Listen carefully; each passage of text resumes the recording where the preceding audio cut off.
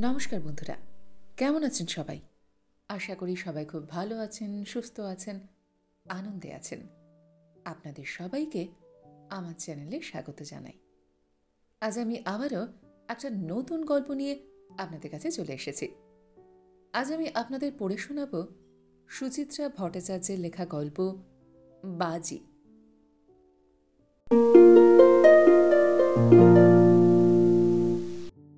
দিবানাথ ছিলেন আমার স্বামী। ছিলেন বলাটা বোধহয় ঠিক হলো না। ছিলেন শব্দটি বড় বেশি নেতিবাচক। এর মধ্যে বড় বেশি নেই নেই গন্ধ। এমনও হতে পারে দিবানাথ হয়তো এখনো বেঁচে আছেন। অবশ্য তার মারা যাওয়াটাও কিছু বিচিত্র নয়। আমি তার বাঁচা মরার সঠিক সংবাদ জানি না। আমার সঙ্গে দিবানাথের বিয়ে হয় আজ থেকে ৪৩ বছর আগে।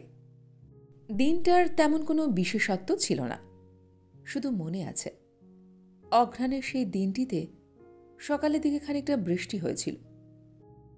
কাকভোরে যখন আমাকে দধিমঙ্গলের জন্য ডেকে তোলা হয়, তখন কে যেন বোধহয় আমার কোনো মাসিটাসি হবে বলেছিল। এই অঘ্রাণে হঠাৎ মেয়ে গেল কোত্থেকে? তা বেলা বাড়ার সঙ্গে সঙ্গে বৃষ্টি থেমে গিয়েছিল একদম। কাজে কর্মে সেদিন কোনো বিঘ্নই ঘটেনি। কিন্তু আমার মনে যে মেঘ ছিল সেটি সরল না। কারণ একটাই, এই বিয়েতে আমার একটুও মত ছিল না। বিষয়টা তবে একটু বিশদ করা যাক। আমার বিয়ে ঠিক হয় আমি গ্র্যাজুয়েট হবার পরপরই। বিবাহ, স্বামী, প্রেম ইত্যাদি সম্পর্কে ততদিনে আমার একটা নিজস্ব কল্পজগৎ গড়ে উঠেছে। আমার কল্পনার স্বামী হবেন ফরাসি ধরনের দুরন্ত প্রেমিক। তার রূপটি হবে গ্রিক দেবতার মতো, অথচ তার বুকের মধ্যে থাকবে এক নিখাদ বাঙালির হৃদয়। রুচি, সংস্কৃত, রসিকতাবোধ সব মিলিয়ে একটা দারুণ কিছু, যেমনটি আগে কেউ কখনো দেখেনি। দিবানাথের ছবি আমাকে দেখতে দেওয়া হয়েছিল। সেটি দেখা মাত্র আমার স্বপ্ন চৌচির হয়ে যায়। ওমা, এ যে এক গাঁটটা কোট্টা কেজো মানুষ, এক্কেবারে রসকসীন দোকানদার দোকানদার চেহারা। তার উপর কানে এলো লোকটির লেখাপড়াও বেশি দূর নয়। স্কুলের গণ্ডি বেরোনোর পরই মন দিয়েছেন পৈতৃক ব্যবসায়। বয়সও তিনি আমার থেকে অন্তত ১২ বছরের বড়। তখনকার দিনে বিয়ের ব্যাপারে মেয়েদের মতামত জানানোর রেওয়াজ ছিল না।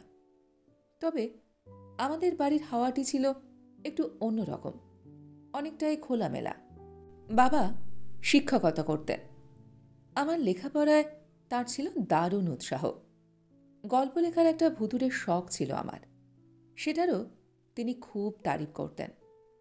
আমার স্বাধীন চলাফেরাতেও বাধা সৃষ্টি করেননি কখনো। বাবা মানুষটাও ছিলেন ভারী আমুদে ধরনের, শক্তপোক্ত নয়, একটু ঢিলে ঢোলা স্বভাবের লোক। পড়াশোনা ছাড়া বাকি সময়টা তার কাটত গান বাজনায়। কোথায় ফৈয়াজ খাঁ আসবেন, কোথায় আলাউদ্দিন খাঁ বাজনা বাজাবেন, কোথায় সারা রাত হোসেন খাঁর গান হবে, এই ছিল তার ধ্যান জ্ঞান। নিজেও বাজাতেন তিনি এসরাজ। আমি তাকে একটুও ভয় পেতাম না। দিবানাথের ছবি দেখবার পর তাকে বলতে পেরেছিলাম, বাবা, আমি কি তোমার খুব বোঝা হয়ে গেছি? মনে আছে সেই সন্ধ্যায় বাবা গুনগুন করে একটা বন্দিশ ভাঁজছিলেন। গৌরী সুরত মন ভাইয়ে হারে মোরে। থমকে গিয়ে বললেন, কেন রে, কি হলো? আমি এমএটা পড়ব ভাবছিলাম। বাবাকে মুহূর্তের জন্য চিন্তিত দেখালো। বিয়ে তো আজ হোক কাল হোক করতে হবে রে।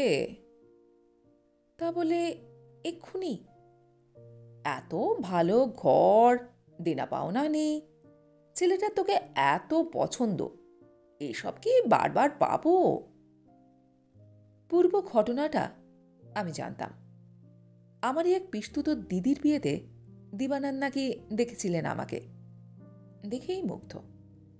পরদিন সম্বন্ধ নিয়ে তাদের বাড়ির লোক হাজির। কুটোটি দিতে হবে না, শাখা সিঁদুরে মেয়ে নিয়ে যাব আমরা।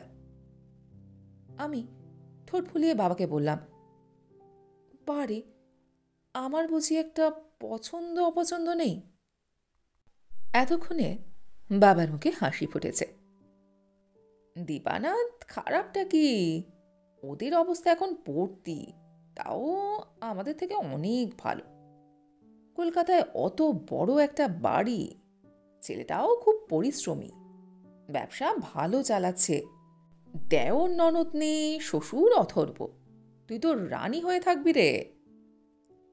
লজ্জার মাথা খেয়ে বলেই ফেললাম, তুমি চেহারাটা দেখেছো বাবা? লেখাপড়াও শেখেনি। ছি খুকি, মানুষের রূপ নিয়ে কখনো সমালোচনা করতে নেই। সৌন্দর্য চামড়ায় থাকে না, থাকে অন্তরে। আর লেখাপড়ার কথাটা যদি বলো, সে যা ব্যবসা করছে তাতে BA-MA পাশ করে তার কি এমন মোক্ষলাভ হতো? ডিগ্রির মাপকাঠিতে শিক্ষাকে মাপতে যাওয়া সবসময় ঠিক নয়। বাবার আকস্মিক রূঢ়তায় আমি স্তব্ধ। এ যেন আমার নিত্যদিনের বাবা নয়, এক অচেনা মানুষ। পরে জেনেছি এই বিয়ে নিয়ে বাবারও প্রথমটা খুঁতখুঁতানি ছিল, কিন্তু মা ঠাকুমার চাপে তার আপত্তি ধোপে টেকেনি। হয়তো নিজের ওপর ক্ষোভটাই ফেটে পড়েছিল আমার ওপর, কে না জানে।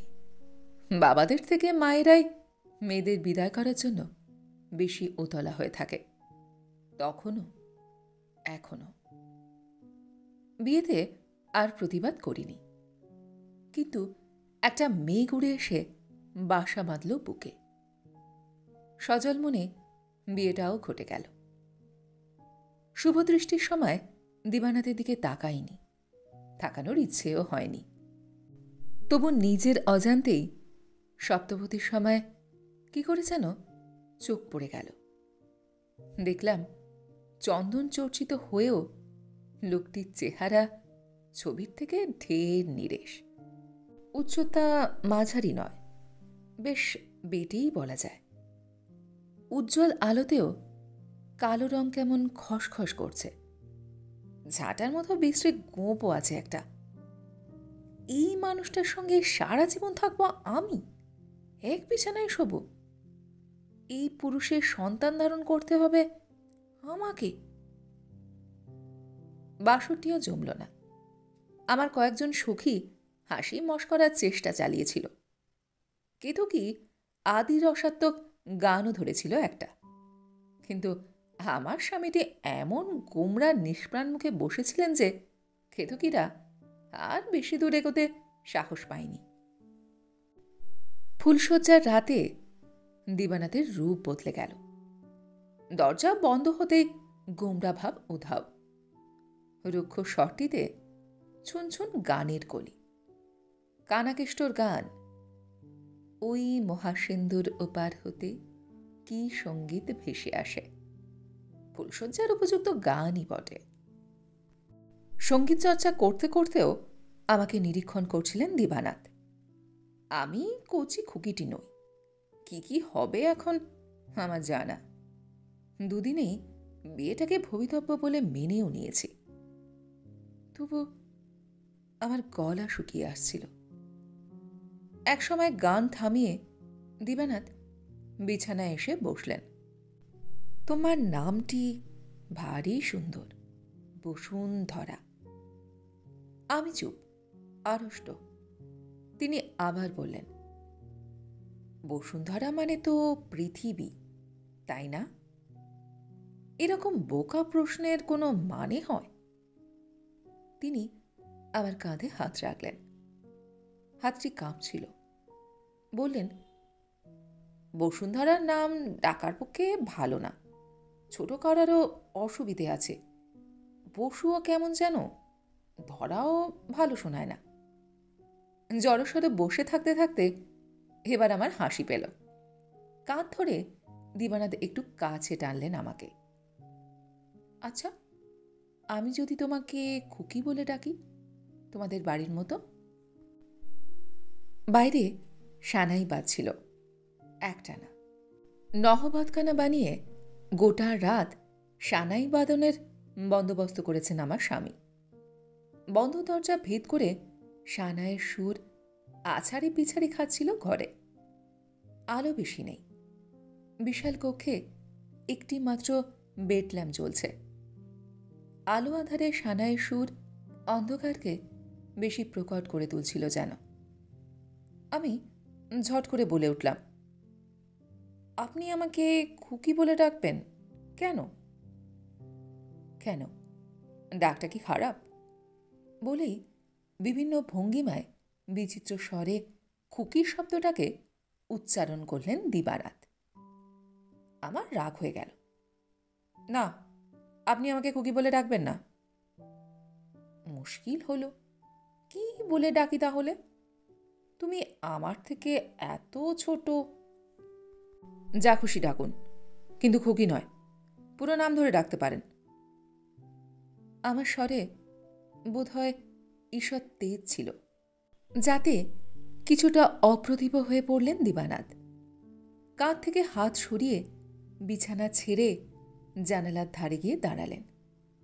বেশিক্ষণ থাকলেন না সেখানে, আবার ফিরে এসেছেন বিছানায়। আমার হাতে হাত নাড়ানাড়ি করছেন মিনমুখী বালা। গম্ভীর স্বরে প্রশ্ন করলেন, আমাকে তোমার পছন্দ হয়নি না? সত্যি বলতে পারলে কি ভালোই যে হতো। পছন্দ না হলেও উপায় নেই, আমার সঙ্গে ঘর করতে হবে। মনে মনে বললাম, জানি। তোমাকে কিন্তু পুরো সংসারটাই দায়িত্ব নিতে হবে। বিয়ের ভিড় কাটলে সবকিছু বুঝে শুনে নাও। শুনেছ তো, রোজগার পাতি আমি খারাপ করি না। সবই এখন থেকে তোমার জিম্মায় থাকবে। আমিও। বলেই প্রস্তুতির অবকাশ না দিয়ে একটি চুম্বন সারলেন দিবানাথ। পুরুষের চুম্বন যে এত স্বাদহীন কোষ্ঠে হতে পারে আমার ধারণাই ছিল না। হায় ফরাসি প্রেমিক! সংকোচ আর বিরক্তিমাখা মুখে আমি যখন পরবর্তী আক্রমণের অপেক্ষায়, দিবানাথ বললেন, খাঁ সাহেব সানাইটা কিন্তু দারুণ বাজাচ্ছেন। আমি অনেক কষ্টে হাসার চেষ্টা করলাম। হাসি ঠিক ফুটল না।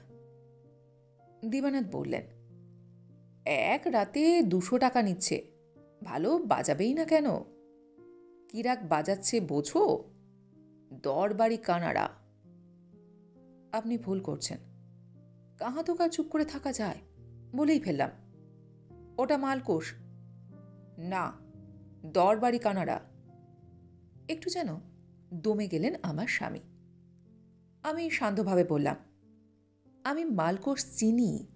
দরবারির সঙ্গে মালকোষের তফাৎ হলো মালকোষের ক্ষেত্রে। চুপ, একদম চুপ। চাপা স্বরে হঠাৎই হিস করে উঠলেন দিবানাথ। আমার সঙ্গে তুমি তর্ক করো না, ওটা দরবারি কানাড়াই। মানুষটার আকস্মিক রুদ্রমূর্তিতে ভ্যাবাচাকা খেয়ে গেছি আমি, তবু গোঁ ছাড়িনি। ওটা মালকোষ না, দরবারি কানাড়া। বাজি রাখবেন? কথাটা বেরিয়ে গেল মুখ থেকে। ছোট্ট থেকেই এই আমার এক বিটকেল নেশা। দুধওয়ালা আসবে কিনা তাই নিয়ে মার সঙ্গে বাজি ধরি। কাপড় কাচার লোকটা সপ্তাহে কটা কাপড় ফাটাবে তাই নিয়ে বাবার সঙ্গে বাজি হয়। এছাড়া দাদা তো আছেই। যে কোনো ছুতোয় বাজির লড়াই চলছে ভাই বোনে। বৃষ্টি, রোদ্দুর, শিলপড়া, কবিতার লাইন, পরীক্ষার রেজাল্ট, কি নিয়ে নয়। আর মজার ব্যাপার, আজ পর্যন্ত বাজিতে আমি হারিয়েও নি। বাবা ঠাট্টা চলে বলতেন, মেয়ের আমার বাজি লগ্নে জন্ম। দিবানাথের যেন জেদ চেপে গেছে। বললেন, রাখবো বাজি। হেরে যাবেন কিন্তু। দেখা যাক। আধো অন্ধকারে দিবানাথের কালো কুচকুচে মণি দুটো জ্বলছিল। হারলে কি দিতে হবে? দুম করে বলে বসলাম, আজ রাত্রে আমার পাশে শোবেন না, ছবিনও না আমাকে। রাজি? দিবানাথের নাকের পাটা ফুলছিল। আর যদি তুমি হারো? বলুন, আপনি কি চান? দিবানাথ কথা বললেন না, দরজা খুলে বেরিয়ে গেছেন। মিনিট কয়েক পর ফিরে এসে নিঃসারে খিল তুললেন। এক পা করে এগোলেন আমার দিকে। ক্রূর চোখে দেখছেন, যেন অন্যায়ভাবে তাকে ঠকিয়ে দিয়েছি আমি। হিংস্র দৃষ্টি সরালেন এক সময়। ঘরে বেতের সোফা ছিল, সেখানে আধশোয়া হয়ে কাটিয়ে দিলেন রাত। ঘুমননি। তার আগুনের হলকার মতো নিঃশ্বাস অঘ্রাণের রাতকেও তপ্ত করে তুলেছিল। জয়ের তৃপ্তি স্থায়ী হল না। পরের রাত্রেই আমাকে অধিকার করলেন দিবানাথ। আমাদের সম্পর্কে একটা শনি ঢুকে গেল। দিবানাথ ছিলেন আমার শ্বশুরমশাইয়ের একমাত্র সন্তান। একমাত্র সন্তান হওয়ার সুখ যেমন আছে, বিপদও কম নেই। এদের কামনায় কোনো লাগাম থাকে না। অনেক সময়ে তা সৃষ্টি ছাড়া পর্যায়ে চলে যায়। আমার শ্বশুর হরনাথ তার বিয়ের পরপরই জ্ঞাতিগোষ্ঠীর শরিকি বাড়ি ছেড়ে পৃথক হয়ে আসেন। নিজের ভাগটি বুঝে নিয়ে ভবানীপুরে একটি দোতলা বাড়ি তৈরি করেন। সেই বাড়িতেই আমাদের বাস। দিবানাথের জন্মের বছরখানেকের মধ্যেই হরনাথের স্ত্রী বিয়োগ হয়, কিন্তু তিনি আর বিয়ে করেননি। কেন যে করেননি? করলে হয়তো দু একটা ভাই বোন থাকত দিবানাথের। নিদেন পক্ষে সংসারে একটা নারীর ছোঁয়া থাকলে দিবানাথের মধ্যে নিষ্ঠুরতা হয়তো কিছু কম থাকত। হয়তোবা কিছু সুকুমার বৃত্তির বিকাশও হতে পারত তার হৃদয়। দিবানাথের নিষ্ঠুরতা ছিল ভিন্ন গোত্রের। শারীরিক নিগ্রহ তো দূরস্থান, কোনোদিন আমাকে একটি কটু কথা বলেননি তিনি। সত্যি বলতে কি, তার নিষ্ঠুরতাকে ভালোবাসা বলে ভ্রম হওয়া বিচিত্র নয়। কি করে যে বোঝাই সে কথা? হতো কি, রাস্তার গ্যাসবাতি জ্বলতে না জ্বলতেই হাওড়ার কারখানা থেকে সোজা বাড়ি ফিরতেন দিবানাথ, মরিস মাইনর হাঁকিয়ে। গাড়ির ইঞ্জিন বন্ধ হবার আগেই পৌঁছে গেছেন দোতলায়। আমাকে একবার চোখের দেখা দেখে তবেই তার স্বস্তি। যেন বা আমি এক অলীক মায়াবিনী। সকালে ছিলাম, বিকালে মিলিয়ে যাব মহাশূন্যে। বাড়ির ঝিচাকর কি ভাবছে পরোয়া নেই। শয্যাশায়ী বাবার পাশে দুদণ্ড গিয়ে বসবেন তা নয়, ঠায় বসে আছেন আমার সামনে। বসেই আছেন। আমারও তখন কাজ একটাই, পাথরের মূর্তি হয়ে শুধু বসে থাকা। কোনো অছিলায় উঠতে গেলেও ঘোর বিপদ। প্রথম প্রথম বুঝিনি, হয়তোবা পানের বাটা আনতে গেছি। পরের দিন শ্যামার মা বরখাস্ত হয়ে গেল। জলখাবার দেরি হচ্ছে দেখে রান্নাঘরে ঢুকেছি। ঠাকুরের চাকরি খতম।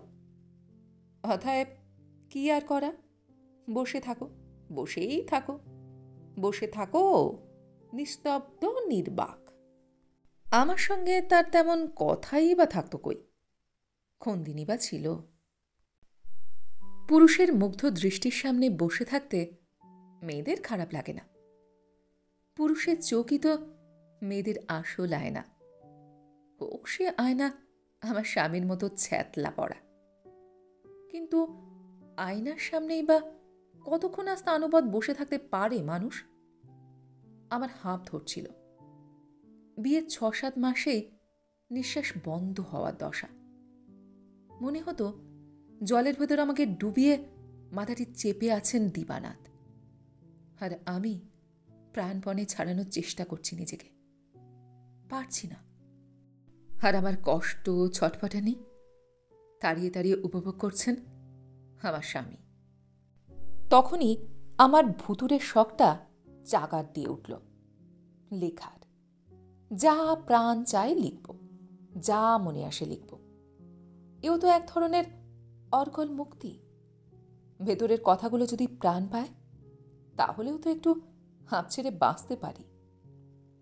একদিন বসেই গেলাম কালি কলম নিয়ে। কাগজে ফুটে উঠল এক অন্ধ মেয়ের কাহিনী। মেয়েটা শুধু স্পর্শ দিয়ে সমস্ত রকম রং অনুভব করতে পারে।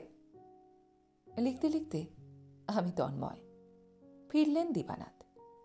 মিনিট কয়েক বুঝি উসখুস করলেন আর আমাকে দাঁড়ায়। তারপর উঠে এসে পেছনে দাঁড়িয়েছেন। একটু বিরক্ত স্বরে জিজ্ঞাসা করলেন, কি করছো? চেয়ার থেকে উঠলাম না, মুখও ঘোরালাম না। লিখছি।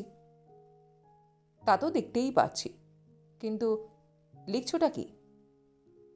গল্প। দীবানাথের যেন সামান্য কৌতূহল হল। ঝুঁকে পড়ে দেখলেন লেখাটা। 2-4 লাইন পড়ে তার আগ্রহ উবে গেল। বললেন, আমি এসেছি। ঠোঁটের কোণে বিদ্রুপ খেলে গেল আমার। দেখছি তো, আর তাই তো নড়িনি এখান থেকে। তুমি বসে বসে আমাকে দেখো, আমি লিখব। পরের দিন লেখার কাগজগুলো পেলাম না, কলমটাও না। সারা দুপুর তন্ন তন্ন করে খুঁজলাম, কোথাও নেই। নিমাইকে ডেকে নতুন কাগজ কলম কিনে আনলাম। আবার লিখছি অন্ধ মেয়ের কাহিনী। দীবানাথ সেদিন ফিরে ঠাট্টা জুড়লেন, তোমার গল্প শেষ হলো? কি করে হবে, কাগজ কলমটাই যে হারিয়ে গেল। দীবানাথ হাসছেন ফিক ফিক। এবারের লোকজন লেখাপড়ার মর্যাদা বোঝে না, ওসব ছেড়েই দাও। আর সারাক্ষণ তোমার সামনে সঙ্গের মতো বসে থাকি, তাই তো? থাকো না, ক্ষতি কি? দোহাই তোমার, আমাকে একটা কাজ নিয়ে থাকতে দাও। স্বামী খেটে খুটে ফিরলে তার সেবা যত্ন করাও বউয়ের কাজ। তুমি তো আমার সেবাও নাও না, তার জন্য তোমার ঠাকুর চাকর আছে। কথাটা বলবার সঙ্গে সঙ্গে ঘরে যেন গুমোট নেমে এলো। মাথার উপর 4 ডানার পাখা ঘুরছে। তবু যেন বাতাস স্থির। কেউ যেন টুঁটি টিপে রেখেছে হাওয়ার। পরদিন আবার কাগজ কলম নিরুদ্দেশ। আমি আর খুঁজলাম না, জানি খুঁজে লাভ নেই। নিতাইকে দিয়ে আবার আনিয়ে নিয়েছি কাগজ কলম। আবার লিখছি এক অন্ধ মেয়ের কাহিনী। দীবানাথ সেদিন খানিকটা ক্ষুব্ধ, যদিও তার স্বরটি নিচু তারেই বাঁধা। তোমার এই এক গল্প লেখা কি চিরকাল চলবে? শেষ করতে না দিলে তো চলবেই। সরাসরি দীবানাথের দিকে তাকালাম। দীবানাথ এবার একটু মিয়ে গেলেন, হাসলেন আলতো। শিশুরা দোষ করে ধরা পড়ে গেলে যেমনটি হাসে, ঠিক তেমনটি। সময় নিয়ে বললেন, লিখছ ভালো, কিন্তু এসব ছাইপাশ লিখে লাভ কি? তুমি বুঝবে না, যেমন আমাকে ঘটের মতো বসিয়ে রাখাটা আমি বুঝি না। কথাটা বলতে আবার সময় নিলেন দীবানাথ। বললেন, নিজে লিখবে, নিজেই পড়বে, এত পরিশ্রমের কি দরকার? লাইব্রেরি থেকে ভালো ভালো বই এনে দেবো, দুপুরে পড়ো। কথাটা হয়তো দীবানাথ ভেবে বলেননি, কিন্তু কোথায় যেন বিঁধল আমাকে। বললাম, আমার লেখা আমি একা পড়ব কেন? আরও অনেকে পড়বে। তুমি কি বাড়িতে আসর বসাবে নাকি? ওসব আমি পছন্দ করি না। আসর বসাবো না, কাগজে পাঠাবো, ছাপা হবে, লোকে পড়বে। তোমার লেখা ছাপা? লোকে? শব্দহীন হাসিতে আমার স্বামীর মুখ কেমন ভেঙে চুরে যাচ্ছিল। তুমি কি পাগল? মনে মনে বললাম, হতে পারলে বোধহয় ভালোই হতো। মুখে বললাম, তোমার কি ধারণা আমার লেখা ছাপার যোগ্য নয়? হাসি থেমে গেল। হঠাৎই মনে হলো দীবানাথ যেন হাসছিলেন না, হাসির ভান করছিলেন এতক্ষণ। মনের কোনো গোপন কথা লুকিয়ে রাখছিলেন হাসিতে। নিরস্বরে বললেন, তোমার কি সন্দেহ আছে? কোন মুখ্য তোমার লেখা পুঁছবে? বাবার আদর পেয়ে পেয়ে তোমার মাথা বিগড়ে গেছে। কথাগুলো যেন মনের কথা নয়, আমাকে আঘাত করার জন্যই বলা। অপমানে সংবিত হারালাম আমি। বলে উঠলাম, বাজি, যদি আমার লেখা পূর্বাশায় ছাপা হয়? সন্দিগ্ধ চোখে আমাকে দেখছিলেন দীবানাথ। বোধ হয় ফুলশয্যার স্মৃতিটা কাঁটা ফোটাচ্ছিল বুকে। আমি একদম সামনে গিয়ে দাঁড়ালাম। বাজি ধরতে ভয় পাচ্ছ? কিসের ভয়? আমি ভয়টাই পাই না। তাহলে বলো, যদি গল্পটা ছাপা হয়, তুমি আর আমাকে লিখতে বাধা দেবে না? ওই নোংরা কাগজ লুকোনোর খেলা খেলবে না? দীবানাথ সরে গেলেন। ঘরে পায়চারি করলেন খানিকক্ষণ। নিজের কুকর্মের জন্য এতটুকু ছায়া নেই তার মুখে। একটু পরে বললেন, যদি ছাপা না হয় তাহলে কি হবে জানো? জীবনে কখনো আর কাগজ কলম ধরতে পারবে না তুমি। রাজি? বেশ, রাজি। সত্যি 2-3 দিন আর বাধা এলো না। গল্পটা মনের মতো করে লিখে নিজের হাতে ডাকে পাঠিয়ে দিলাম পূর্বাশায়। এখন ফলাফলের প্রতীক্ষা। দিন যায়, উত্তর আর আসে না। ভেতর থেকে এক গভীর অবসাদ ছেয়ে ফেলেছিল আমাকে। বাজিতে না গিয়ে দীবানাথকে হাতে পায়ে ধরে বোঝালে কি ভালো হতো? লেখার সময় কল্পনাতে যেটুকু আকাশ দেখতে পেয়েছিলাম, তাও কি মুছে গেল চোখ থেকে? এমন সময় আমার শ্বশুরমশাই মারা গেলেন।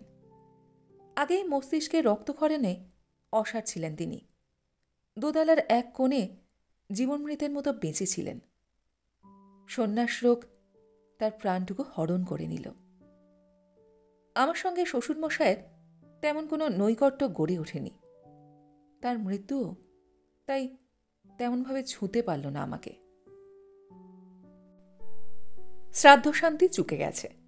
দীবানাথ এমনিতেই স্বল্পভাষী, কথাবার্তা আরও কমে গেছে তার। এ বাড়িতে এসে অবধি বাবার উপর তার তেমন টান দেখিনি। তবু যেন খানিকটা মনমরা দেখা যায় তাকে।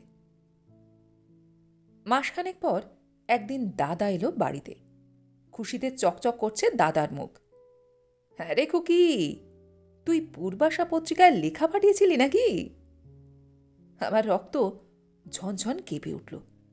হ্যাঁ, কেন? জেনেও না জানার ভান করা হচ্ছে? হ্যাঁ, তোর লেখা তো বেরিয়ে গেছে গত সংখ্যার আগের সংখ্যায়। ভাবিস বিয়ে দিয়ে পর করে দিয়েছি, কোনো খবর রাখি না।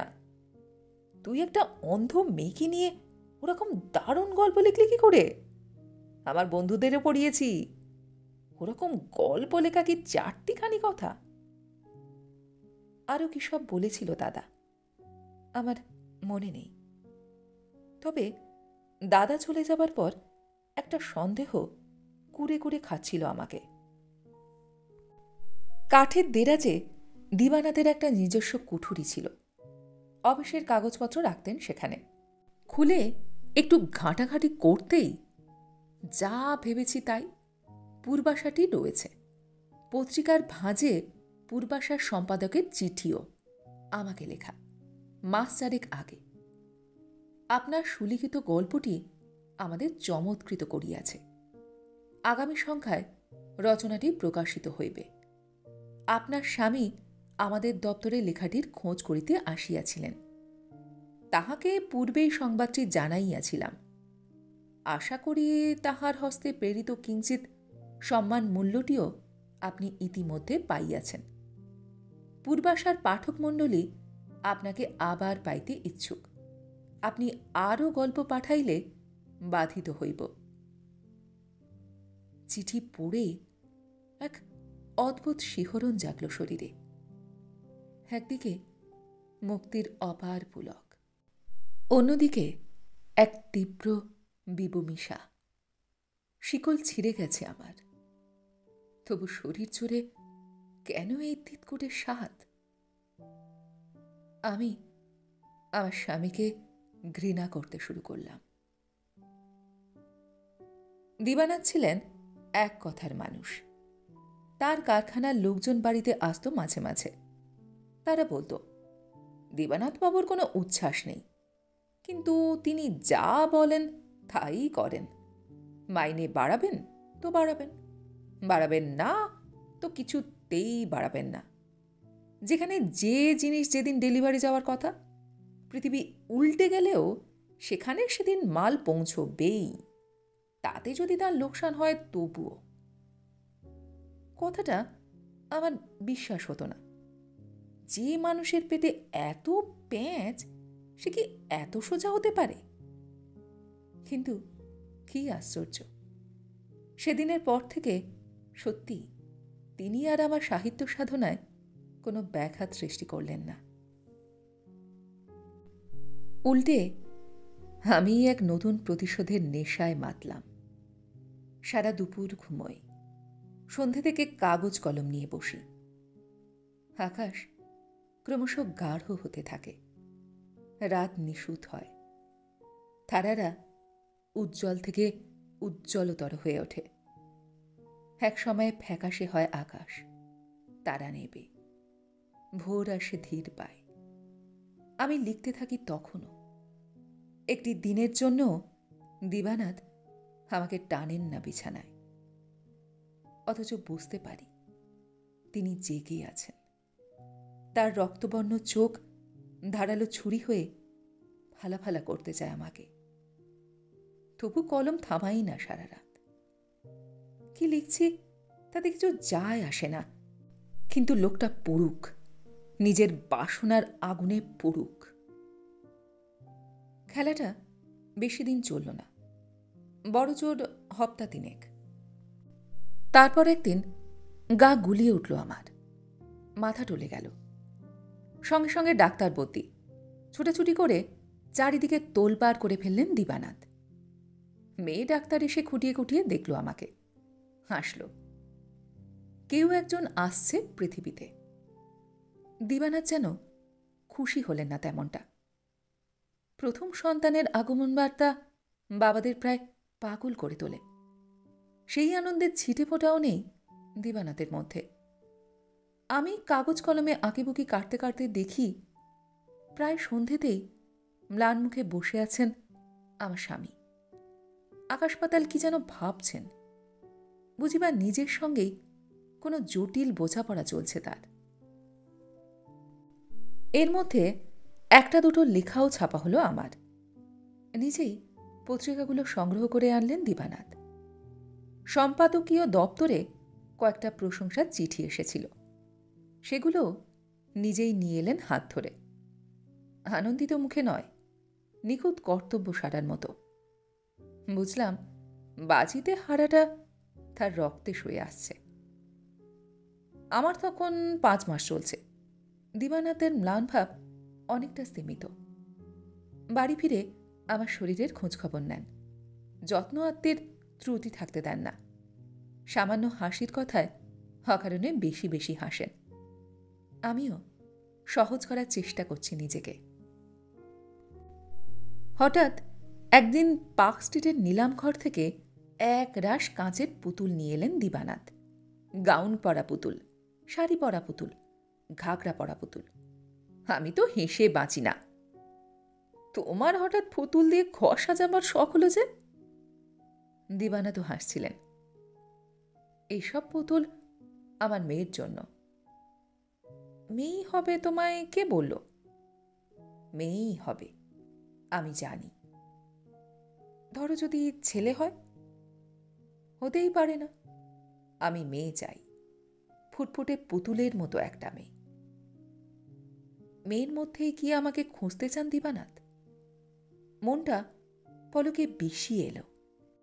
যে শব্দটাকে মন থেকে নির্বাসনে পাঠিয়েছিলাম, সেই শব্দটা ছিটকে এসেছে মুখ থেকে। বাজি, আমি বলছি ছেলে হবে। দিবানাথ যেন শুনতেই পেলেন না কথাটা। আপন মনে বিড়বিড় করলেন, না না, দেখো, মেয়েই হবে, কক্ষনো না, ছেলে হবে। দিবানাথ নিষ্পলক তাকালেন আমার দিকে। আমি বলে উঠলাম, বাজি রাখতে সাহস হচ্ছে না? দিবানাথের মুখ থেকে রক্ত সরে যাচ্ছিল। ঢোক গিলে বললেন, ভয় কিসের? বাজি রাখাই যায়। শর্ত তুমিই বলো। ছেলে হলে আর কোনো সন্তান চাইতে পারবে না তুমি, আর মেয়ে হলে তুমি যা বলবে তাই।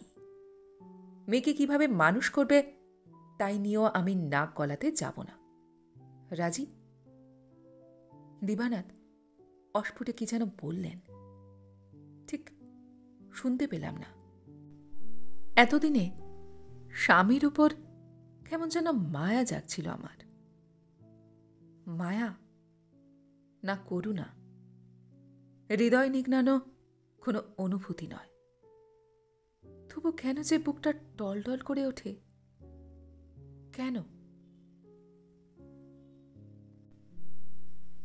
দিবানাথ ছিলেন আমার একমাত্র ছেলের পিতা, কিন্তু তিনি কোনোদিন ছেলেকে একটুও ভালোবাসতে পারেননি।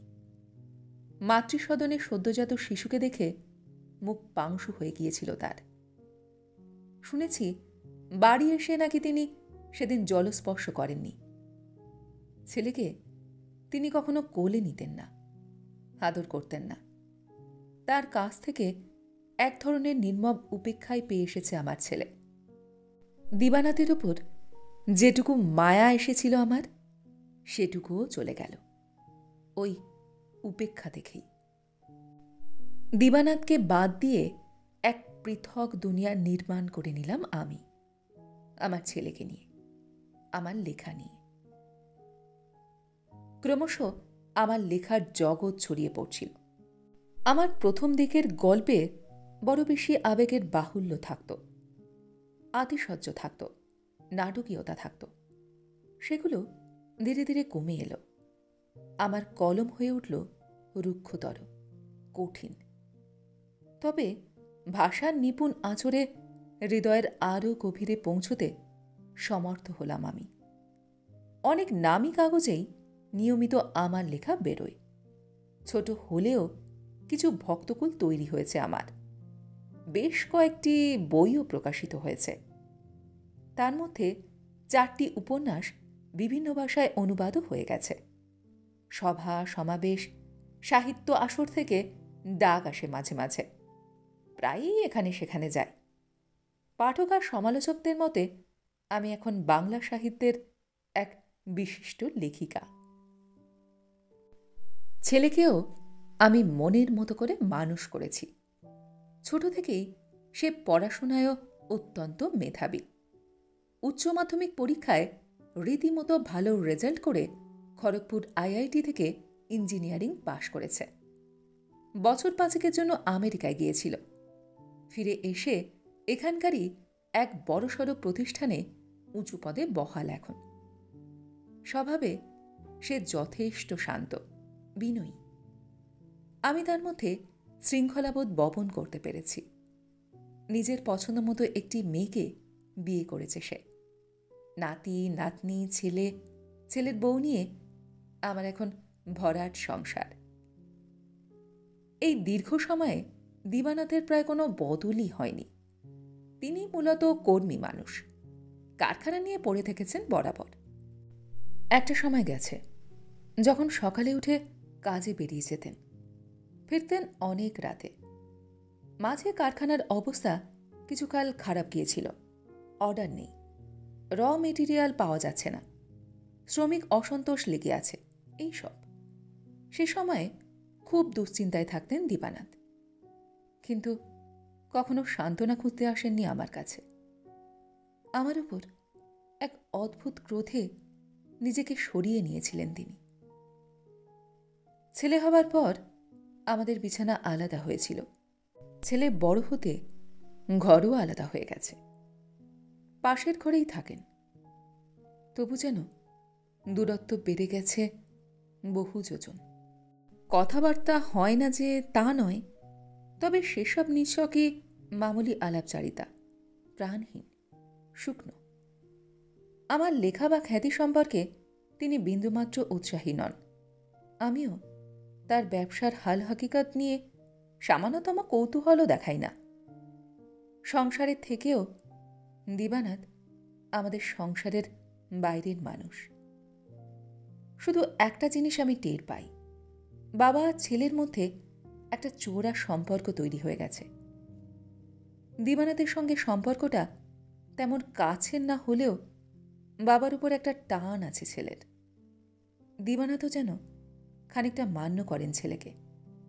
ছেলের পীড়াপিড়িতেই ইদানিং কারখানায় যাওয়া কমিয়ে দিয়েছিলেন দিবানাথ। বাড়িতেই থাকতেন। সার সার টবে বনসাই করে দিন রাত পরিচর্যা করতেন তাদের। স্বাভাবিক একটা গাছকে জোর করে বাড়তে না দেওয়ার মধ্যে এক ধরনের চাপা নৃশংসতা আছে, যেটা আমার একদম পছন্দ নয়। হয়তো সেই জন্যই বনসাইয়ের প্রতি দিবানাথের এত আকর্ষণ। তবু বাধা দিইনি আমি। ভেবেছি পাশাপাশি দুটো রেল লাইনের মতো কেটে যাক না জীবনটা, যেমন কেটেছে এতদিন। কাটল না। নিয়তি বাদ সাধলেন। গত বছর শীতের শুরুতে রাত্রে শুতে যাবার সময় হঠাৎই আমার বুকে যন্ত্রণা শুরু হলো। যন্ত্রণা মানে সে এক অসহ্য অনুভূতি। কেউ যেন আমার হৃৎপিণ্ডে ধারালো আঁচড় টানছে, মুঠোয় চেপে নিষ্পেষিত করছে আমার ফুসফুস। দরদর করে ঘামছি আমি। আর্তনাদ করে ফেলেছিলাম বোধহয়। অমনি পাশের ঘর থেকে ছুটে এসেছেন দিবানাথ। ছেলেকে ডাকার আগেই ডাক্তারকে টেলিফোন করেছেন। ডাক্তারের নির্দেশে রাত দুপুরে আমাকে নিয়ে নার্সিংহোমে ছুটেছেন। ভাড়াটা কেটে গেল। 7 দিন পর ফিরে এলাম বাড়িতে। হৃৎপিণ্ডের বাইরের দেওয়াল বড় সড়ো ঝাঁকুনি খেয়েছে একটা, ভাঙেনি। পূর্ণ বিশ্রামে খাঁচা মেরামত হয়ে যাবে। ফিরে আসার পর থেকে অনেক রাত অবধি আমার ঘরে বসে থাকতেন দিবানাথ। কথা নেই, এ শুধু নিঃশব্দ উপস্থিতি।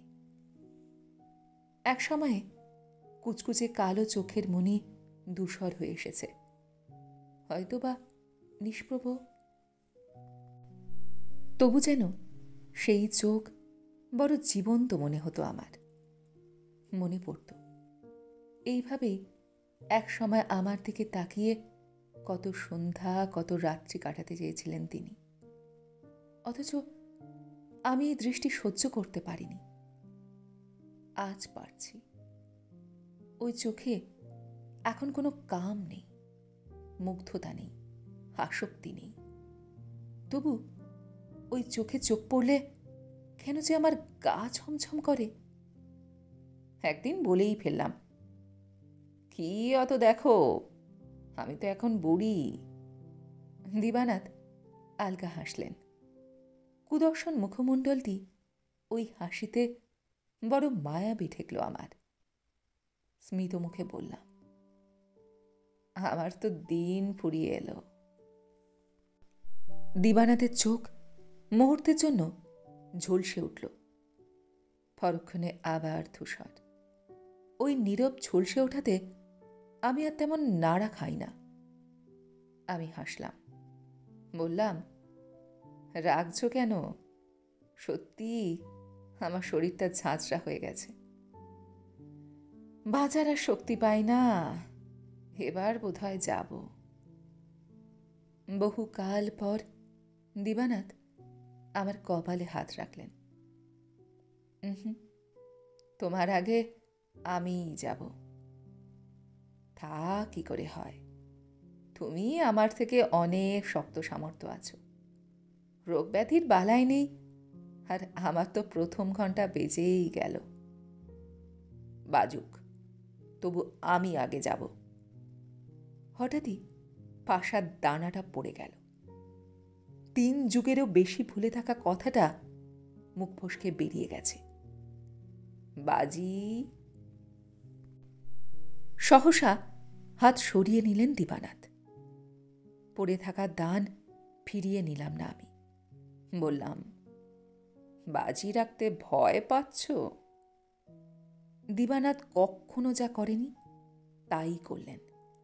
আচমকা চিৎকার করে উঠেছেন, না, আমি ভয় পাচ্ছি না, রাখলাম বাজি। একবারও কি তুমি হারবে না জীবনে? দিবানাথের চিৎকার আর্তনাদ হয়ে মথিত করছিল রাতটাকে, নীলাভ অন্ধকারকে ছিন্নভিন্ন করে দিচ্ছিল। ঘরের প্রাচীন কড়িপর্কাও যেন কাঁপছিল থরথর। পরদিন থেকে দিবানাথকে আর খুঁজে পাওয়া গেল না। এক হিমেল ভরে নিরুদ্দেশ হয়ে গেলেন দিবানাথ। দিবানাথ নেই, না, নেই বলাটা ভুল। নেই শব্দটাতে একটা সমাপ্তি আছে। তিনি কোথায় আছেন, আদৌ আছেন কিনা, আমি এখনো জানি না। বাবাকে খোঁজার চেষ্টার কোনো ত্রুটি রাখেনি আমার ছেলে। পুলিশে খবর দিয়েছে, রেডিও, টিভি, খবরের কাগজে নিরুদ্দেশের বিজ্ঞাপন দিয়েছে বার কয়েক। যেখান থেকে খবর এসেছে ছুটে গেছে বারবার। প্রাইভেট ডিটেকটিভও লাগিয়েছিল, লাভ হয়নি। ৭৪ বছরের দিবানাথ যেন কর্পূরের মতো উবে গেছেন। হঠাৎই গত আষাঢ়ে বেনারস থেকে একটা চিঠি এলো, কোনো এক উষারঞ্জন নস্করের লেখা। আমার স্বামী নাকি জ্যৈষ্ঠ মাসে দশাশ্বমেধ ঘাটে অসুস্থ হয়ে পড়েছিলেন। কয়েক ঘন্টার মধ্যেই তার মৃত্যু হয়। মৃত্যুর আগে উষারঞ্জনকে ঠিকানাটা দিয়ে গিয়েছিলেন তিনি। বলেছিলেন যেন ঠিক ১ মাস পর তার ভবানীপুরের বাড়িতে পৌঁছে দেয়া হয়। সেটাই ছিল নাকি তার শেষ ইচ্ছে। বুকটা ফাঁকা হয়ে গেল আমার। যে মানুষটা আমার জীবনে নেই, যার অস্তিত্ব আমি বিয়ের দিন থেকেই মুছতে চেয়েছি, তার মৃত্যু সংবাদ কেন এমন শূন্য করে দিল আমাকে?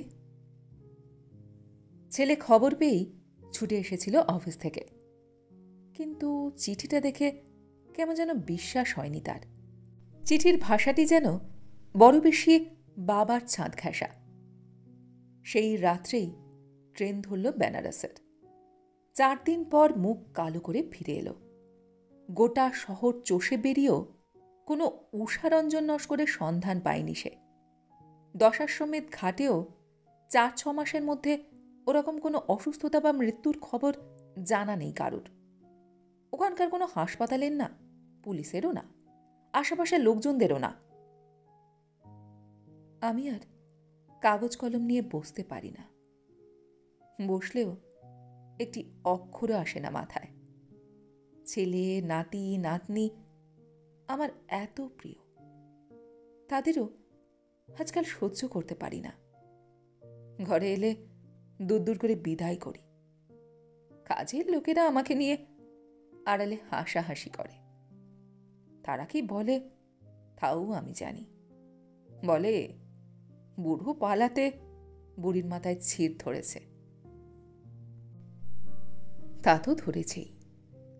আমি যে স্পষ্ট দেখতে পাই, কালোগুলো নির্বোধ লোকটা মরিয়া হয়ে একটা বাজি অন্তত জিততে চাইছেন।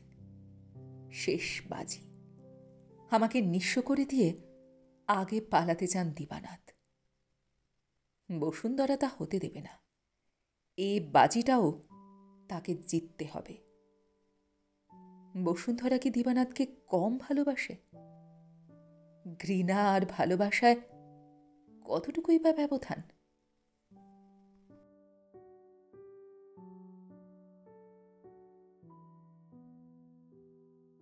গল্পটি এইখানে সমাপ্ত হল।